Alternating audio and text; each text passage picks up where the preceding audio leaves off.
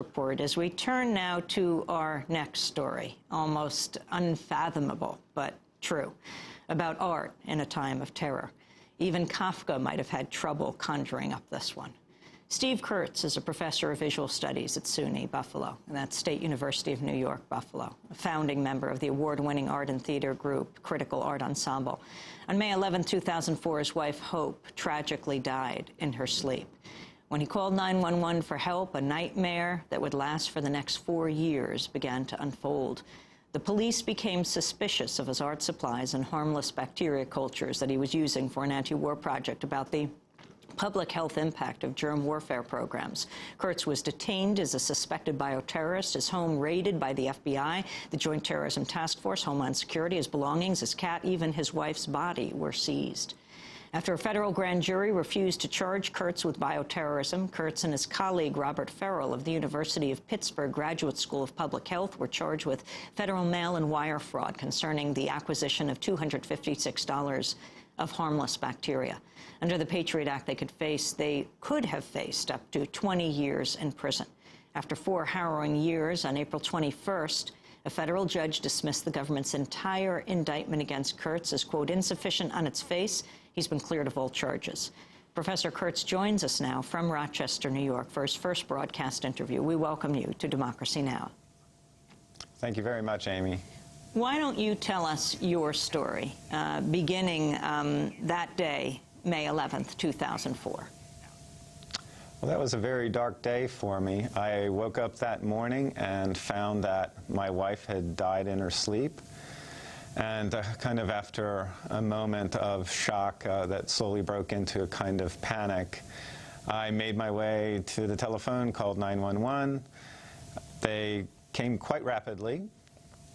And as they looked around, they did as they had to do when a woman who, quite young at this age, 45, dies in their home, and called the police, and the police came out and secured my home, and then 3 detectives showed up. And for the rest of that day, I was pretty much interrogated as a murder suspect. And one of the things that caught the police attention's eye was my home lab, which was filled with pretty basic innocuous equipment that I primarily use for molecular biology, for DNA experiments. And they wondered why I had that, and I explained to them that I was a professor at UB, the University of Buffalo, and that my specialty was the intersection between art and science. And this was part of the basic equipment I needed to have, that the university didn't supply us studios, so we had to create our own space for it. And I showed them work I had done online, showed them my resume, showed them catalogs. But they weren't particularly convinced by that, and they were more convinced by the idea that if someone has scientific equipment in their home, that they're probably up to something nefarious. And as the detectives left that afternoon, they were of the opinion that the FBI was going to want to talk to me. So the following day, as I went out to go to the funeral home to make arrangements for my wife's cremation, about 3 or 4 FBI cars came screeching up, and I was put into illegal detention and basically soft-rendered, meaning I didn't have to get drugged and flown off to Guantanamo. It was much nicer than that. It was the pleasant way to get rendered. They take you to a hotel and hold you there without charge, without being Mirandized, and put you through a lighter style of interrogation.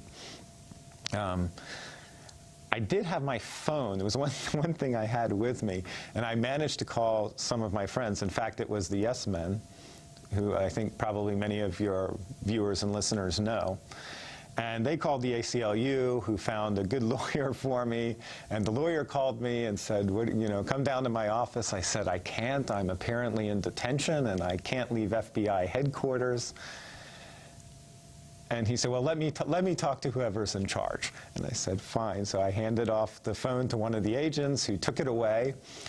And he came back, I don't know, 2 or 3 minutes later, and the next thing I know, I was on the street heading for my lawyers.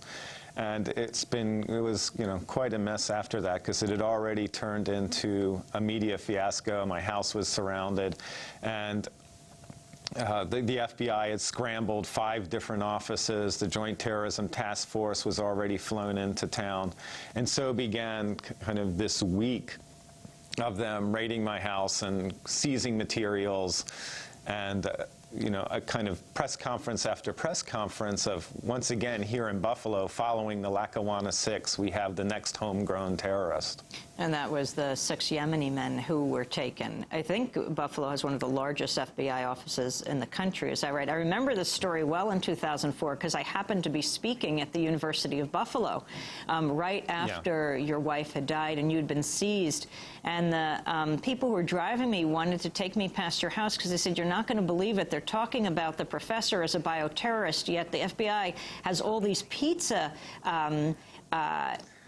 boxes that are piling up outside because they're eating pizza inside the apartment, the house. That's true. Yeah, they did leave us quite a bit of trash behind between the wetware from the testing that was bundled up and left all over my home to the piles of trash left outside, primarily consisting of Gatorade bottles and pizza boxes. So the word gets out that you may be a bioterrorist. Explain then what transpired from mid-May 2004 until, well, 4 years later, until just recently when you were exonerated, what you ended up being charged with. You were brought before a grand jury? No, well, this is one of the amazing things. I think I deserve some type of degree in law after going through it, especially since it's 4 years. I don't know what kind of degree, but something. And no, I was never brought before a grand jury. If you're a target of a grand jury, they tend to not bring you in. You know, they might bring in subjects that surround you and then other witnesses. So I have no real idea what happened in a grand jury, and nobody does. The transcripts are very rarely released. But in the end, from what we can tell of people we know who are witnesses, although most of them took the Fifth, which one should always do when going in front of a grand jury, from what we can tell from the witnesses that came in, they were really trying to go for a bioterrorism charge, but the grand jury didn't buy it, which is really odd because there's basically no rules for the prosecutor when he's in front of a grand jury. This is why you get the famous aphorism of a grand jury could indict a ham sandwich, because the prosecutor does not have to show exculpatory evidence. There is no judge there. There is no defense there. They can bring in hearsay. I mean, they basically can make it up as they go along. But I was not charged with bioterrorism, thankfully, and instead I was charged in the go-to law, which is generally used in cases of activists on one side and organized crime on the other, and that is mail and wire fraud. It's the most broadly written law on the books, and like I said, it's the go-to one. When nothing else seems to be working, you can usually go to this one because it is so vague. There's always some way you can charge someone with it, and that I did get charged with. We're talking to Steve Kurtz. Steve, are you still a professor at the State University of New York, Buffalo? Yes, I am still a professor, and you know, my hat's off to my university. They did not bow to Department of Justice and FBI pressure to fire me. They kept me on. They presumed I was innocent.